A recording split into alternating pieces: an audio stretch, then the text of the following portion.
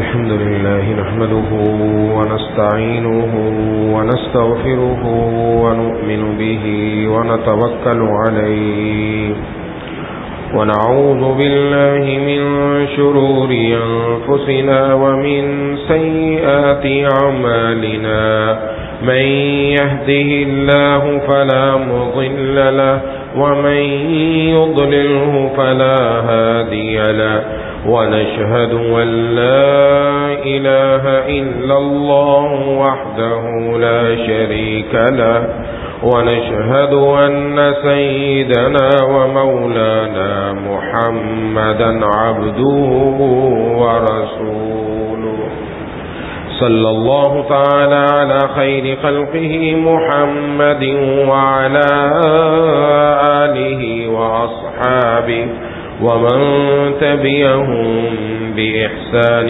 إلى يوم القيامة أما بعد فأعوذ بالله من الشيطان الرجيم بسم الله الرحمن الرحيم لقد رضي الله عن المؤمنين إذ يبايعونك تحت الشجرة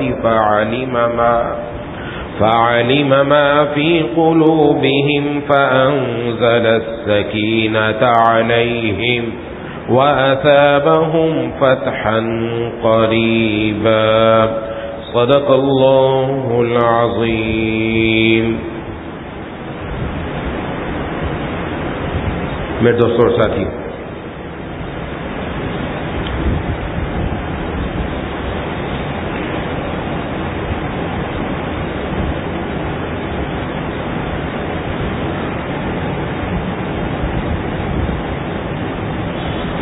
اللہ تبارک و تعالی نے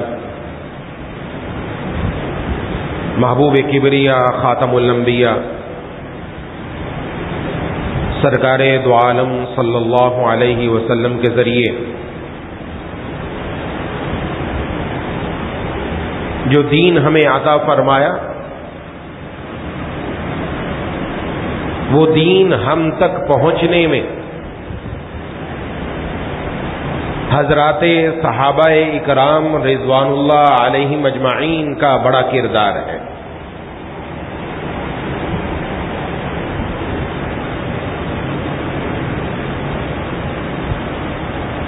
ان حضرات صحابہ اکرام رضوان اللہ علیہم اجمعین کا تذکرہ اللہ تبارک و تعالی نے قرآن کریم میں فرمایا، محبوب کبریا خاتم الانبیاء سرکار دو عالم صلی اللہ علیہ وسلم نے احادیث میں فرمایا.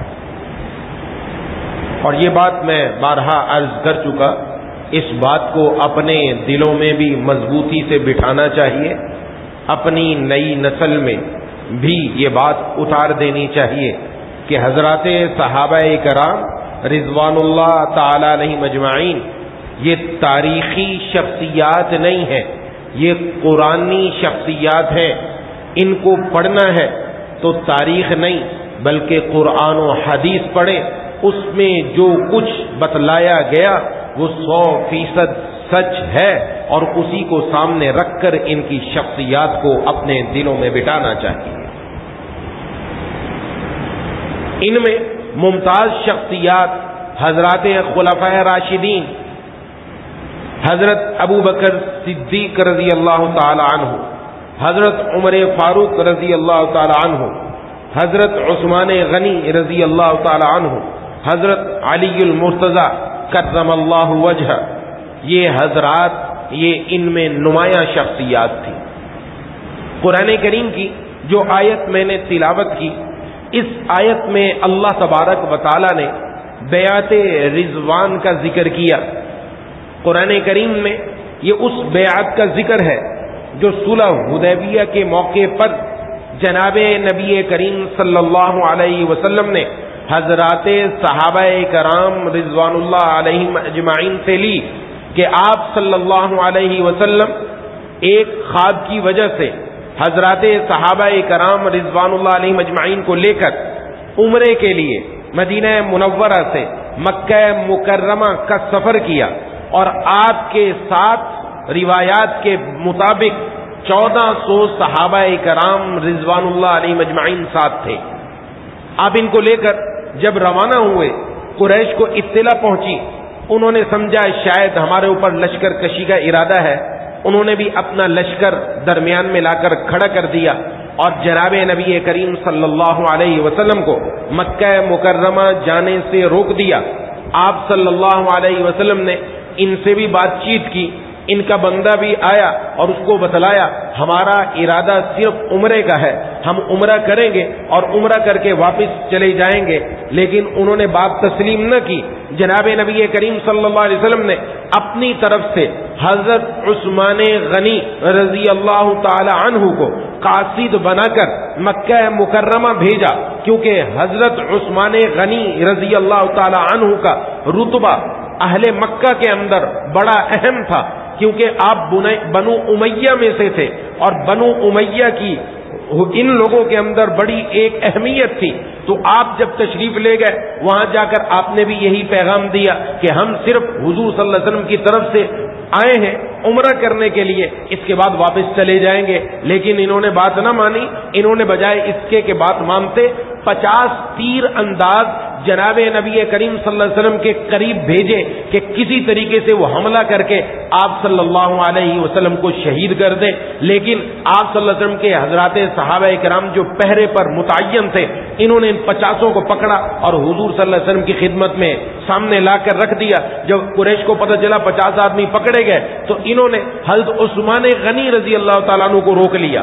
حضرت عثمان غنی رضی اللہ تعالیٰ عنہ کو روکا اور یہ بات یہاں مشہور ہو گئی کہ حضرت عثمان غنی رضی اللہ تعالیٰ عنہ کو شہید کر دیا گیا. جب جناب نبی کریم صلی اللہ علیہ وسلم تک بات پہنچی، آپ صلی اللہ علیہ وسلم نے حضرات صحابہ کرام کو جمع کیا اور اس بات پر بیعت لی کہ عثمان کے خون کا بدلہ لیا جائے گا. اس کے بعد جائیں گے 1400 صحابہ کرام سے آپ نے جو بیعت لی، اللہ نے اس کا قرآن میں ذکر کیا اور اللہ نے فرمایا اللہ ان مؤمنین سے راضی ہو چکا کہ جو آپ کے ہاتھ پر درخت کے نیچے بیعت کر رہے ہیں، اور یہ در حقیقت آپ سے بیعت نہیں کر رہے، اللہ سے بیعت کر رہے ہیں. اللہ کا ہاتھ ان سب کے اوپر ہے. اور جناب نبی کریم صلی اللہ علیہ وسلم نے اپنا ایک ہاتھ تو رکھا ہی تھا، دوسرا ہاتھ فرمایا عثمان یہاں موجود نہیں، دوسرا ہاتھ عثمان کی طرف سے میں بیعت کے لیے رکھتا ہوں.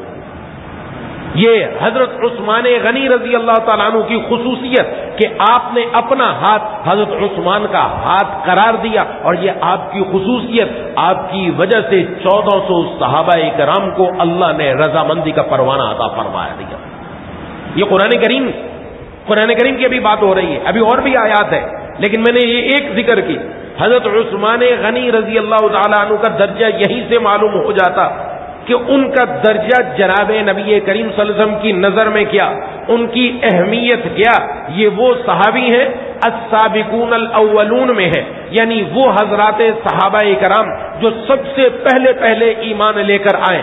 ان میں بہت سارے صحابہ کرام، ان کی بہت ساری خصوصیات ہیں. سابقون الاولون قرآن نے ان کو الگ سے ذکر کیا. انہی میں حضرت عثمان غنی رضی اللہ تعالی عنہ ہے کہ جو سابق اول میں سے ہے کہ جنہوں نے جناب نبی کریم صلی اللہ علیہ وسلم کے ہاتھ پر اسلام قبول کیا. اور آپ نے کس طرح اسلام قبول کیا، آپ کی ایک خالہ تھی، انہوں نے کچھ اشارات ایسے دیے حضرت عثمان غنی رضی اللہ تعالی عنہ کو کہ تم اسلام قبول کر لو گے. آپ کے سب سے زیادہ گہرے دوست حضرت ابو بکر صدیق رضی اللہ تعالی عنہ تھے. جب ان کو معلوم ہوا، حضرت ابو بکر صدیق رضی اللہ تعالیٰ عنہ کے پاس گئے اور جا کر بتایا میری خالہ نے یوں بات کی ہی ہے. تو حضرت ابو بکر صدیق رضی اللہ تعالیٰ عنہ نے بھی آپ کو دعوت اسلام کی دی اور کلمے کی دعوت دی. جناب نبی کریم صلی اللہ علیہ وسلم کا بتایا، آپ کو نبوت مل گئی. تو فرماتے ہیں حضرت عثمان غنی رضی اللہ تعالیٰ عنہ، میں حضرت ابو بکر صدیق رضی اللہ عنہ کے پاس بیٹھا ہوا تھا، اسی پر بات چیت کر رہا تھا کہ جناب نبی کریم صلی اللہ علیہ وسلم کا وہاں سے گزر ہوا. تو حضرت ابو بکر صدیق رضی اللہ عنہ اٹھ کر چلے گئے اور آپ صلی اللہ علیہ وسلم کے کان میں کچھ بات کی. آپ صلی اللہ علیہ وسلم خود تشریف لائے اور آپ نے آ کر مجھے خود اسلام کی دعوت دی. جیسے ہی آپ نے اسلام کی دعوت دی، فرمایا میں نے ویسے ہی کلمہ پڑھ کر آپ کی اس دعوت کو قبول فرما لیا. یہ حضرت عثمان غنی رضی اللہ تعالیٰ عنہ کا اپنا بیان. تو حضرت عثمان غنی رضی اللہ تعالیٰ عنہ یہ سابقین اولین میں سے ہیں. आशराए मुबश्शरा में से है जिनको जनाब नबी करीम सल्लल्लाहु अलैहि वसल्लम ने बैक वक्त 10 सहाबाए किराम जिनको जन्नत की खुशखबरी दी, उसके अलावा भी बहुत सारों को खुशखबरी दी, लेकिन बैक वक्त जिनको आपने जन्नत की खुशखबरी दी, वो खुशखबरी देने वालों में एक हजरत उस्मान गनी रजी अल्लाह तआला अन्हु है। एक हदीस शरीफ में है, हजरत अबू मूसा अशअरी रजी अल्लाह तआला अन्हु फरमाते हैं कि मैं हुजूर सल्लल्लाहु अलैहि वसल्लम के साथ मदीने के बागात में से एक बाग में बैठा हुआ था। बाग था, 4 दीवारी थी, दरवाजा था, दरवाजा बंद था, तो मैं अंदर बैठा हुआ था। दरवाजा बजा, रसूलुल्लाह सल्लल्लाहु अलैहि वसल्लम ने फरमाया इफ्तह लहू वबश्शिरहू बिल जन्ना, जाओ दरवाजा खोलो और जो दरवाजे में आने वाला है उसको जन्नत की खुशखबरी सुना दो। फरमाते मैं गया, मैंने जाके दरवाजा खोला तो कौन था? फरमाया अबू बकर रजी अल्लाह तआला अन्हु थे।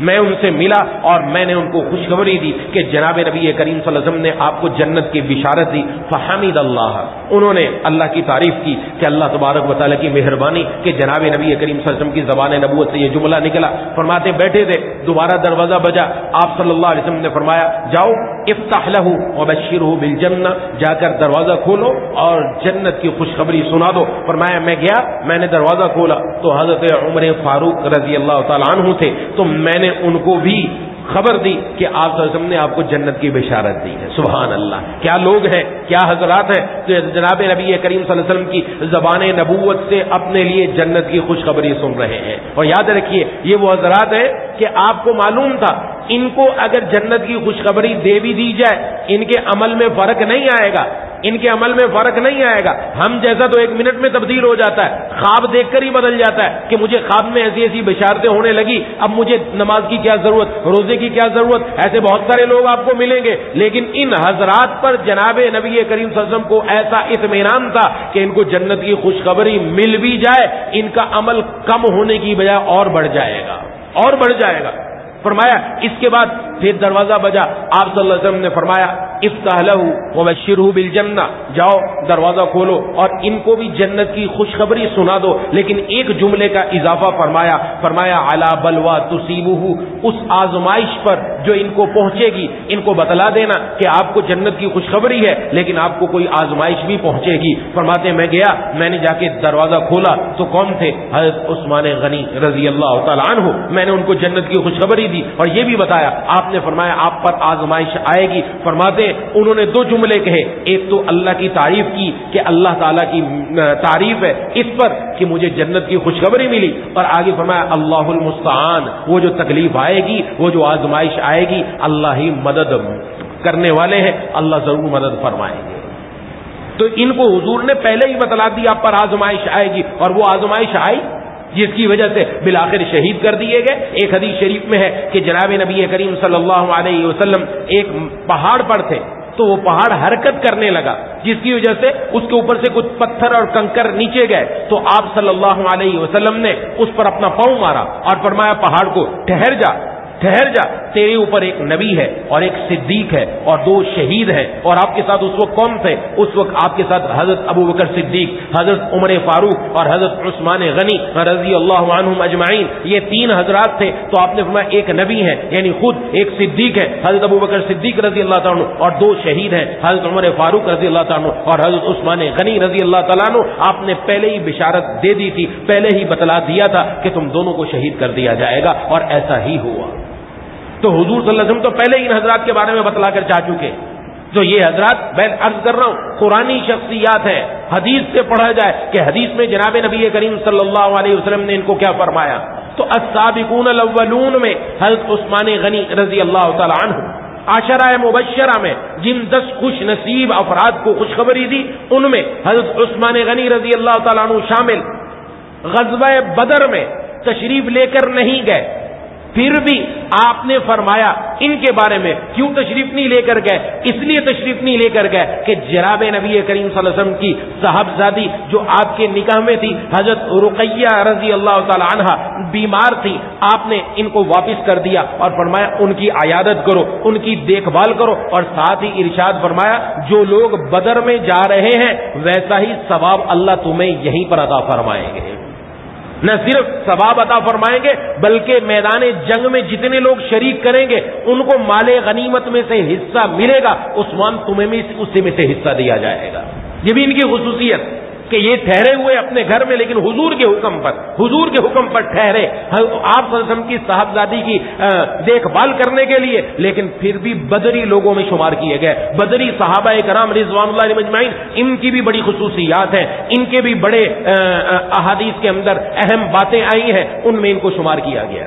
اور کہا جاتا ہے ذو النورین کہ حضرت عثمان غنی رضی اللہ تعالیٰ عنہ دو نور والے, یعنی آپ صلی اللہ علیہ وسلم نے اپنی صاحبزادی پہلی بھی دی, اس کے بعد دوسری دی. حضرت عثمان غنی رضی اللہ تعالیٰ عنہ کو حضرت آدم علیہ السلام سے لے کر جناب نبی کریم صلی اللہ علیہ وسلم تک کسی کو یہ شرف حاصل نہیں کہ وہ کسی نبی کا دوہرا داماد بنا ہو. صرف حضرت عثمان غنی رضی اللہ تعالیٰ عنہ کو یہ شرف حاصل ہے. یہ شرف صرف آپ کو ملا.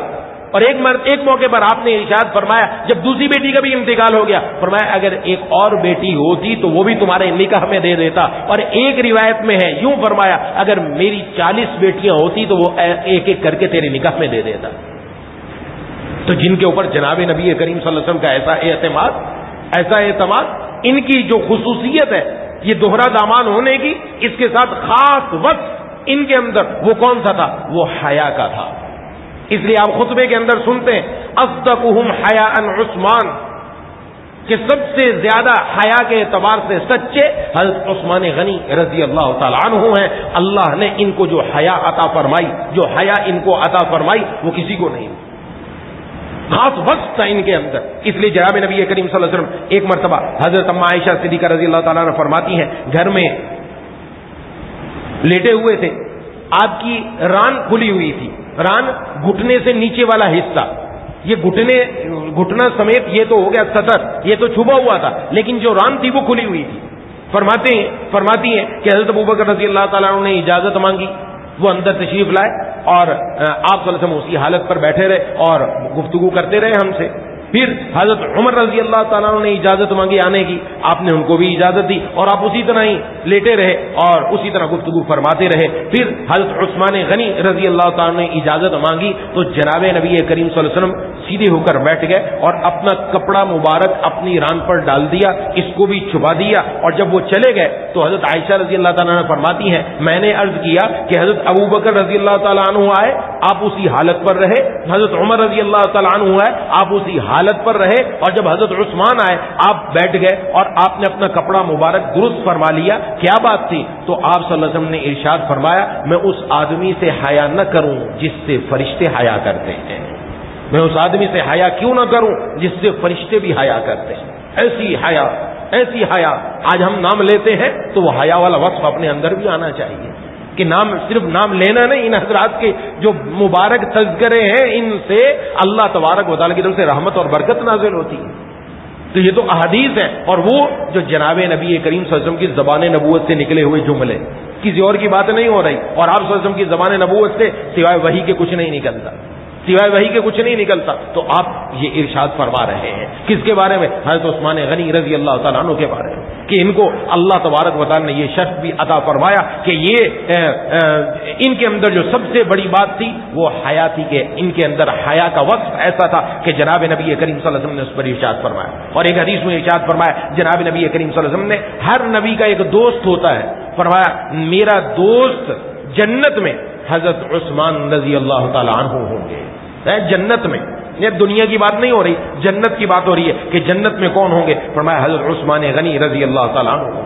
ایک موقع پر غنی بھی تھے, مالدار, لیکن صرف مالدار نہیں, ایسے مالدار جب ضرورت پڑی فوراً انہوں نے جو سامان تھا وہ اللہ کے راستے میں دے دیا. جب مدینہ تشریف لائے, ہجرت فرما کر مدینہ آئے تھے جب, تو مدینے کے اندر مسلمانوں کے لیے پانی کی پریشانی تھی, تو پانی کے لیے کنواں خریدا, آج بھی وہاں موجود ہے بیر روما کے نام سے. یہ کنواں یہودی کا تھا جو پیسے لے کر تجارت کرتا تھا, بیچتا تھا.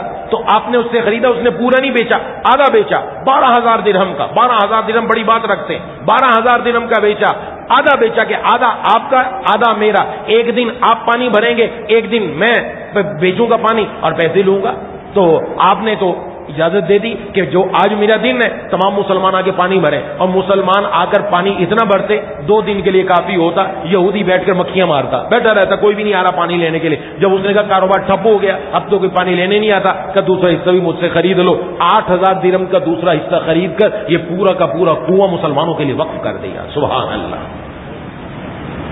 اور ایسے نہیں ہے، یہ جب ان کو خلافت بھی ملی ہے، خلافت ملی، اور خلافت ملنے پر جناب نبی کریم صلی اللہ علیہ وسلم نے کیا ارشاد فرمایا علیکم بسنتی وسنت الخلفاء الراشدین المہدیین. یہ خلفاء راشدین کی بڑی خصوصیت ہے. فرمایا تم میری سنت کو لازم پکڑو، اور خلفاء راشدین جو ہدایت یافتہ ہیں ان کی سنت کو لازم پکڑو. کہ حضرات خلفاء راشدین کی سنت کو بھی امت پر لازم کر دیا کہ تم نے ان کی سنت کو بھی اپنی زندگی کے اندر لانا ہے، ان کے طریقے کو بھی اپنی زندگی کے اندر لانا ہے. یہ جو بات پر کہتے وہ بات تمہارے لیے حیثیت رکھتی ہے، دین کی حیثیت رکھتی ہے، اس کو اپنے اندر لے کر آنا ہے. کہ معمولی شخصیات نہیں ہے. لیکن اس وقت بھی ایسا نہیں تھا کہ اب دولت پہلے بھی بہت تھی، اب آ گئی، اب اور ہوں گے، ایسا نہیں ہے. ایک غزوے کے موقع پر جناب نبی کریم صلی اللہ علیہ وسلم نے ترغیب دی کہ لشکر کو ضرورت ہے لہذا مال دیا جائے. حضرت عثمان غنی رضی اللہ تعالیٰ کھڑے ہوئے، کہا جی 100 اونٹ پورے ساز و سامان کے ساتھ میں نے اللہ کے راستے میں دے دیے. آپ نے دوبارہ ترغیب دی، دوبارہ کھڑے ہوئے، کہا جی 200 اونٹ اللہ کے راستے میں ساز و سامان کے دے دیے. پھر آپ نے ترغیب دی، پھر کھڑے ہوئے اور کہا 300 اونٹ اللہ کے راستے میں ساز و سامان کے دے دیے. سبحان اللہ. ایک مجلس میں 600 اونٹ مانا رکھتا ہے، 600 اونٹ ساز و سامان کے دے دیے. اس وقت جناب نبی کریم صلی اللہ علیہ وسلم نے ارشاد فرمایا کہ عثمان آج کے بعد کوئی بھی عمل نہ بھی کرے تو بھی اس کو کوئی نقصان نہیں، اس نے بڑا سودا کر لیا ہے. کن کے بارے میں فرمایا جا رہا ہے؟ حضرت عثمان غنی رضی اللہ تعالیٰ عنہ کے بارے میں فرمایا جا رہا ہے. اس لیے ایسے موقعوں پر عموماً بہت سارے لوگ، چونکہ سوشل میڈیا کا دور ہے، مختلف قسم کی پوسٹیں، مختلف قسم کی باتیں، میں بارہا عرض کرتا رہا ہوں، حدیث کی کتاب سے چاہیے، سوشل میڈیا سے نہیں چاہیے، فیس بک سے نہیں چاہیے، واٹس ایپ سے نہیں چاہیے، ہمیں نہ ہی یوٹیوب سے چاہیے کہ ہم نے کسی کو بھی کھولا اور سن لیا. اپنے ہمیشہ ذہن میں رکھیں دین مستند طریقوں سے ہم تک پہنچا، اسی مستند واسطے کو اختیار کر کے آپ دین کو پڑھنا چاہتے ہیں ہم سے پوچھیں، ہم آپ کو بتائیں گے آپ اس کو پڑھیں، اس کو پڑھیں، آپ پڑھ کر دیکھیں، پتہ چلے گا ان حضرات کے بارے میں اللہ کا فرمان کیا ہے اور جناب نبی کریم صلی اللہ علیہ وسلم کا فرمان کیا ہے. پڑھنا ہے تو ان حضرات کو پڑھیں. ان سیرت خلفاء راشدین الگ الگ موجود ہیں، ان کو پڑھا جائے. اور واقعتاً جو کچھ لکھا وہ قرآن و حدیث سے لکھا، لیکن آج تاریخی روایات لے کر ان حضرات پر اعتراض کیا جاتا ہے. اس لیے ایک بات تو یہ ذہن میں رکھنا ضروری. دوسرا، اس وقت جو سب سے اہم بات جو اٹھی ہوئی ہے وہ قرآن کریم کے حوالے سے، سویڈن کے اندر عید الاضحیٰ والے دن اس حکومت کی سرپرستی میں پولیس کی اس کے اندر ایک آدمی نے نعوذ باللہ قرآن کریم کو شہید کیا. الحمدللہ مسلمانوں نے اپنی غیرت کا ثبوت دیا. ہر مسلمان کا اللہ سے تعلق، جناب نبی کریم صلی اللہ علیہ وسلم سے تعلق، قرآن سے جو تعلق ہے، اس تعلق کو ہمارے دلوں سے وہ ختم کرنا چاہتے ہیں. چیک کرتے ہیں مختلف موقعوں پر ان کے دلوں میں ایمان کتنا باقی ہے، ہم مزید کتنے قدم اور بڑھا سکتے ہیں، کتنے سٹیپ اور لیں کہ جس سے ان کے دلوں سے ایمان نکل جائے. اللہ کا فضل الحمدللہ، ہمیں اللہ نے ان مسلمانوں میں رکھا کہ جن کے دلوں میں تکلیف پہنچی، اس واقعے سے دلوں کو تکلیف پہنچی اور حقیقتاً پہنچی. الحمدللہ اللہ تبارک و تعالی مسلمانوں کی اس ایمانی کیفیت کو قیامت تک باقی رکھے. اور یہ باقی رکھنا ہماری ذمہ داری ہے. صرف یہ نہیں کہ واٹس ایپ پر، فیس بک پر، سوشل میڈیا پر ہم نے اپنی طرف سے مذمت کر دی، بات ختم ہو گئی. یہاں بات ختم نہیں ہوئی، قدم مزید آگے اور بڑھانا ہے. نمبر 1، جہاں تک ہو سکے اس کی مذمت کی جائے، یہ ہماری ذمہ داری. ہم اپنا کام کریں، حکمرانوں کے ذمہ جو کام ہے ان کو اس طرف متوجہ کیا جائے، وہ کام کریں. ہماری ذمہ داری، ہم میں سے ہر فرد کی ذمہ داری. نمبر 1، جہاں تک آپ کا میڈیا کے اوپر، آپ کا سوشل میڈیا پر جہاں تک تعلق ہے، اپنے کو قرآن کریم سے وابستہ دکھائیں اور بتائیں کہ اس کی مذمت، یہ جو کام کیا گیا ہم اس کی مذمت کرتے ہیں اور اس کو کسی طور پر قبول کرنے کے لیے تیار نہیں. جان جا سکتی ہے لیکن رب کے قرآن پر انشاءاللہ کبھی حرف نہیں آنے دیں گے انشاءاللہ. ہر آدمی ہم میں سے، ہر بچہ ہم میں سے، ہر مسلمان ہم میں سے حافظ قرآن تو نہیں بن سکتا لیکن محافظ قرآن ضرور بن سکتا ہے. اس لیے محافظ قرآن بنے گے انشاءاللہ. اور محافظ قرآن بننے کے لیے میرا اور آپ کا تعلق قرآن سے مضبوط ہونا چاہیے. میں اور آپ اپنا تعلق قرآن سے مضبوط کریں. اگر میرا اور آپ کا تعلق ڈھیلا ڈھالا ہے تو پھر اگلی نسل سے کوئی توقع نہ رکھے کہ وہ تعلق مضبوط ہوگا ان کا. وہ ہمیں دیکھ رہے ہیں، ہم اپنا تعلق قرآن سے مضبوط کریں. ڈھیلا ڈھالا نہ ہو. مضبوط کیسے تعلق ہوگا؟ کہ روز رب کے قرآن کی تلاوت مساجد میں بھی ہو، گھروں میں بھی ہو، دکانوں پر بھی ہو، جہاں ہو، روز اللہ کے قرآن کی تلاوت جب ہوگی رب کے قرآن سے تعلق بھی مضبوط ہوگا. ہمارے بچے بھی دیکھیں گے، وہ بھی رب کے قرآن سے اپنے تعلق کو مضبوط کریں گے انشاءاللہ. ایک اس بات کا اہتمام کہ ہم میں سے ہر ساتھی انشاءاللہ آج سے پکا عہد کرے کہ ہماری ذمہ داری بنتی ہے ہم اس رب کے قرآن کو ضرور پڑھیں گے انشاءاللہ. جو پڑھنا جانتے ضرور پڑھیں، پڑھنا نہیں جانتے کم از کم روز ایک پارے کی تلاوت تو سن سکتے ہیں. سن لے قرآن کریم کی تلاوت کہ میرے کان میں قرآن کی تلاوت تو روز پڑھے. اس سے دل کے اندر جتنی چیزیں ہیں، دل کے اندر جتنی اللہ کی نافرمانیاں اور دل کے اندر جو شیطانی وساوس اور دل کے اندر جو گناہوں کی چیزیں اور جو دل کے اندر گناہوں کے داغ اور میل وہ ہٹتا چلا جائے گا اور دل صاف ستھرا ہوتا چلا جائے گا انشاءاللہ. اس کا اہتمام. اور اپنے بچوں کو بھی قرآن سے جوڑیں. ضرورت ہے، بڑی اہم ضرورت ہے، بڑی اہم ضرورت. اپنی نسلوں کو قرآن سے وابستہ کریں. قرآن کریم ضرور پڑھوائیں، قرآن کریم ضرور پڑھوائیں. حافظ قرآن بن سکتا ہے بچہ، بچے میں صلاحیت ہے، ضرور حافظ بنوائیں. اگر صلاحیت نہیں بچے کے اندر کم از کم ناظرہ قرآن تجوید سے تو پڑھوائیں کہ بچہ قرآن پڑھے. ہمیں سن کر دل میں ٹھنڈک بڑھ جائے کہ بچے نے کیسا قرآن پڑھا. ہاں بیٹا پڑھو، ماں بھی کہے، باپ بھی کہے. عرب کے اندر یہ رواج ہے. عرب کے اندر آج تک الحمدللہ انہوں نے قرآن سے اپنا رشتہ مضبوطی سے جوڑ رکھا ہے. اور ایسا جوڑ رکھا ہے گھر میں والد جس لہجے میں رب کے قرآن کی تلاوت کرتا ہے، ایک آیت والد نے تلاوت کی، ایک آیت والدہ نے تلاوت کی، ایک آیت بیٹے نے تلاوت کی، ایک آیت بیٹی نے تلاوت کی. یہ سب تلاوت کرتے جا رہے ہیں لیکن قرآن کریم کے پڑھنے کے اندر کوئی فرق نہیں آ رہا. سب کا لب و لہجہ وہ عرب والا، وہ تجوید والا کہ اس کو دیکھ کر اس گھر میں رب کی رحمت نازل نہیں ہوگی. آج نعوذ باللہ گانوں کے اوپر شاعری کے اوپر مقابلے ہوتے ہیں. بچے آپس میں گانوں کا مقابلہ کرتے ہیں. عید کے موقع پر، مختلف تہواروں کے موقع پر بیٹھ جاتے ہیں اور آپس میں کزن مل کر کہ شعر و شاعری ہو رہی ہے، گانے سنائے جا رہے ہیں کہ جس طرف پر میرا گانا ختم ہوا گیا تو گانا سنانا. اعوذ باللہ. ایسا کیوں نہیں مقابلہ ہوتا گھروں میں مسلمانوں کے کہ جہاں میرے رب کے قرآن کی تلاوت میں ختم کرنا ہو تم وہ آیت پڑھو جو اس حرف پر ختم ہو رہی ہے. یہ کیوں نہیں ہو سکتا؟ یہ نہیں ہو سکتا. کم از کم قرآن کی جو چھوٹی چھوٹی صورتیں ہیں، اہم صورتیں، سورہ یاسین، سورہ رحمان، سورہ واقعہ، سورہ ملک، وہ ہمارے بچوں کو یاد ہو کہ سب بیٹھ کر گھر میں پڑھے. دیکھیں گھر کے اندر فضا کیسی قائم ہوتی ہے، رب کی رحمتوں کا نزول کیسا ہوتا ہے. آج ہم سے بھی شکوہ ہے، ہم نے رب کے قرآن سے وہ تعلق مضبوط نہیں رکھا، ورنہ ان ظالموں کی ضرورت نہیں ہوتی. اس کو پتہ چلتا کہ آج اگر میں نے یہ جرت کرنی ہے فوراً کوئی ہاتھ میری گردن کی طرف بڑھے گا اور تب تک نہیں چھوٹے گا جب تک یہ بندہ مر نہیں جائے، جب تک یہ دنیا سے چلا نہ جائے. ان کو جرت اس لیے ہو رہی ہے کہ ہمارے اعمال کمزور ہوتے چلے جا رہے ہیں. اس لیے رب کے قرآن سے اپنا مضبوط رشتہ جوڑنا بڑا اہم اور ضروری. اس لیے روز قرآن کی تلاوت، بچوں کو قرآن سے وابستہ کریں، بچیوں کو بھی قرآن سے وابستہ کریں. ہر ایک قرآن سے جڑتا رہے تو انشاءاللہ رب کے قرآن کے ساتھ ہمارا ایسا مضبوط رشتہ ہوگا، ہماری اولاد کا، ہماری نسل کا، کہ اس قرآن پر انشاءاللہ کبھی کوئی حرف نہیں آ سکتا. انشاءاللہ اس قرآن کریم کی حفاظت کی ذمہ داری اللہ نے خود لی ہے. انا نحن نزلنا الذکر وانا لہ لحافظون. یہ رب نے قرآن کی حفاظت کی ذمہ داری لے لی.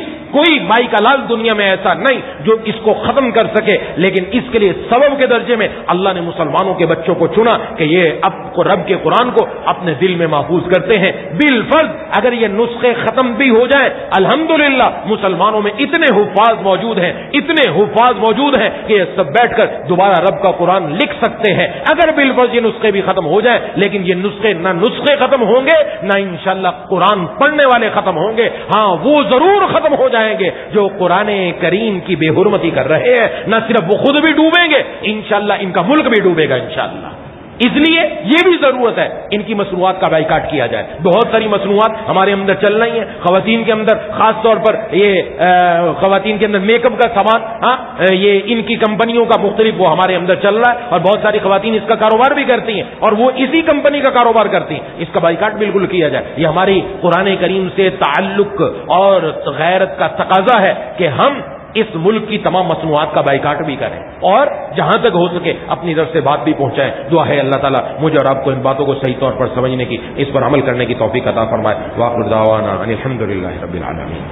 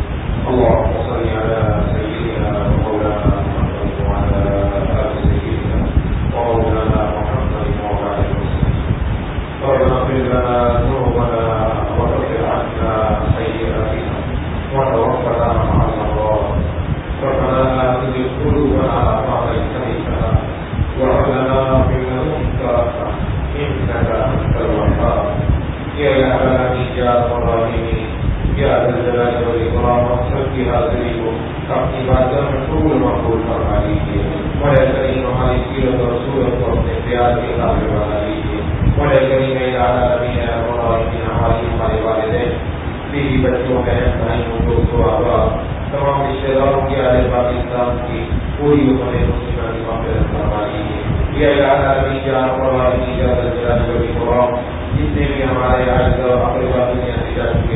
سب کی فرما لیجیے۔ شبیر بھائی کی اہمیت ہے، ابھی 2 دن پہلے انتقال ہو گیا۔ اس طریقے سے بھائی عبد الرحمان اور بھائی حبیب الرحمان کے 2 بھائی کا بھی انتقال ہو گیا۔ یہ نتیجہ ان سب کی معافیت فرما لیجیے، یا ان سب کی قبروں کو دور سے منور فرما لیجیے، جنت الفردوس میں جگہ عطا فرما لیجیے، قبر کو جنت کے باغوں میں ایک باغ بنا لیجیے، یا سب کو نمائے والدائے ہاتھ میں عطا فرما لیجیے، کریم ان کے پسماندگان کو صبر جمیل عطا فرما لیجیے، ان سب کی اولادوں کو یا اللہ نیک بنا کر ان کے صدقہ جاریہ بنا لیجیے۔ کریم ہم سب کو بھی اپنے سے بیٹھے بہت سی تیاری کرنے کی توفیق عطا فرما لیجیے۔ کریم ہم میں سے جو بیمار ہے، گھروں میں جو بیمار ہے، دوستوں احباب میں جو بیمار ہے، جنہوں نے بیماروں کے لیے دعا کے لیے کہا کہنا چاہتے تھے نہیں کر سکے، جو امید رکھتے ہیں پیغام پہنچانا پہنچ سکا، سب کو شفائے کاملہ عاجلہ مستمر عطا فرما دیجیے۔ جو مقروض ہے ان کو قرضوں سے رہائی نصیب فرما دیجیے، یا جو بے روزگار ہے وہ حلال رزق والا روزگار عطا فرما دیجیے، جن کو حلال روزگار میسر ہے ان کی برکت عطا فرما دیجیے۔ ہمیں اپنے والدین کی قدر کرنے کی توفیق عطا فرما، والدین کے ہاتھ کو درد تکلیف بیماری پریشانی کو دور فرما۔ ہماری اولاد کو ہماری آنکھوں کی ٹھنڈک بنا، ہمیں اپنے والدین کی آنکھوں کی ٹھنڈک بنا۔ والدین دونوں سیکھتا ہے، ہم کسی کو یہ سیکھتا ہے، یا تو آپ کی مدد کر کے اللہ ان کی آنکھوں کی ٹھنڈک بنا دیجیے، لیکن ان کے ہاتھ کو درد تکلیف بیماری پریشانی دور فرما دیجیے۔ ایسا کیا جو مقروض ہے اس کو قرضوں سے رہائی نصیب فرما دیجیے، جو بے روزگار ہے اس کو حلال برکت والا روزگار عطا فرما دیجیے، جس کو حلال روزگار میسر ہے اس کی روزی حکومت عطا فرما۔ ترقی کے اندر اعتراض عطا فرما، یا ہم سب کو جہنم کے عذاب سے محفوظ فرما، یا اللہ جہنم کی گرمی سے ہم سب کی حفاظت فرما، یا اللہ قبر میں بھی یا اللہ جہنم کی گرمی سے حفاظت فرما کر جنت کی طرف کھڑکی کھلوا دیجیے گا، اور ایسے اعمال کرنے کی توفیق عطا فرما۔ اے الہی ہے قرآن سلم سلیم، ہمیں سلیم اپنے سلیم عطا فرما، اپنے سلیم پر فضل عظیم عطا فرما، اور الہی سلام کی اعلیٰ سلام کی ایمان کی تعلیم رکھیے، سلام کی اعلیٰ سلام کی ایمان کے ساتھ سے اٹھائیے، رفیق القلب رفیق المزاج حدیث و ثواب بنا دیجیے، حاضرین کے اندر شہیدوں کی شرط وقت سے ہم سب کی حفاظت فرما دیجیے، بولے کریم اعلیٰ جتنے حاضرین مختلف موجود ہم سب کے دلوں میں جتنی جائز پہنچائے بات اپنے فضل سے پوری فرما دیجیے۔ اللهم كل خير لكل مسلم ومسلمة، اللهم ارحم أمة محمد صلى الله عليه وسلم، ربنا لا تجعلنا فتنة للقوم الظالمين ونجنا برحمتك من القوم الكافرين، ربنا تقبل منا إنك أنت السميع العليم وتب علينا إنك أنت التواب الرحيم، صلى الله على سيدنا محمد وعلى آله وأصحابه أجمعين برحمتك يا أرحم الراحمين، آمين يا رب العالمين۔